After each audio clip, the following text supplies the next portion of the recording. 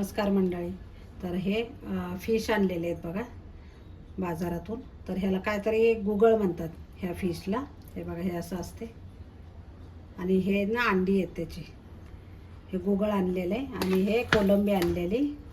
ह्याचा पण धागा वगैरे काढून मी स्वच्छ धुवून घेतलेले, सगळीच मच्छी धुवून घेतलेली. आणि इथं सुरमई आणलेली मोठी मोठी बघा, 4 पीस आणलेले. तर ह्याला आता मी मसाला लावून घेणार आहे. मी धुवून घेतलेलं आहे चांगलं.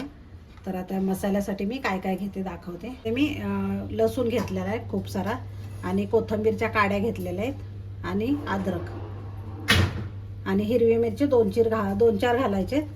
तर तुम्ही घाला किंवा नका घालू, तुमच्यावर आहे हिरवी मिरचीचं. आणि 2 मिरच्या घेतलेल्या आहेत बघा, त्याच्याने पण टेस्ट छान येते. त्याच्यामुळं तुम्ही लाल मिरची पावडर टाकली तरी चालेल. आणि ह्याच्यामध्ये मी आता बारीक करून घेते वाटून मस्त.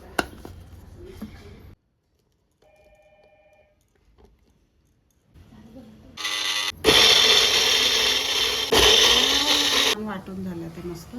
मसाला वाटून झालेला आहे. आता हळद लावायची,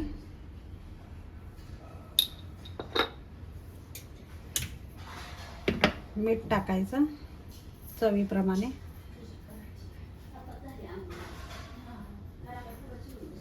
जो वाटलेला मसाला आहे तो टाकून घ्यायचा 2 चमचे. तुमच्या आवडीप्रमाणे कमी जास्त करू शकता. आणि हे सगळं मिक्स करायचं. पूर्ण मी सगळ्या मच्छीला ना हे लावणार आहे, हळद मीठ आणि हा मसाला. लिंबू पण पिळून घ्यायचा, किंवा कोकम असेल तर कोकम टाकू शकता तुम्ही. आता मसाला वेगळाच केलाय.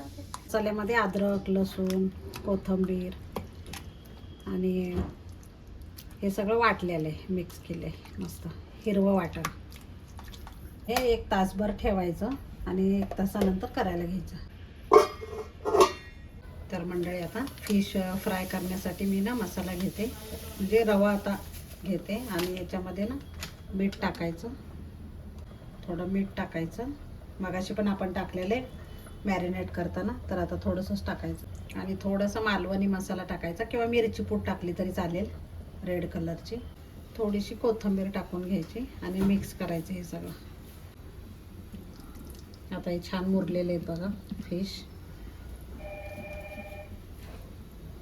आता हे दोन्हीला मसाला लावून घेतलेला आहे. आता फ्राय करायचं. आता तेल टाकून घ्यायचं.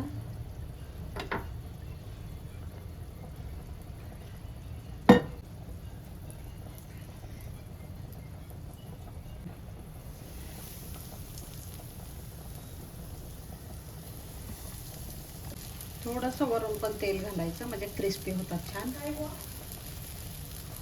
आता एक साईड झाली की पलटून घ्यायचं.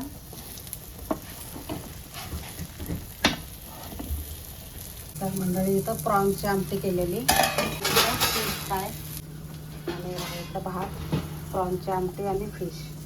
मस्त बेत आहे आजचा. तर नक्की ट्राय करा. आवडलं तर लाईक, शेअर आणि सबस्क्राईब करायला विसरू नका. धन्यवाद.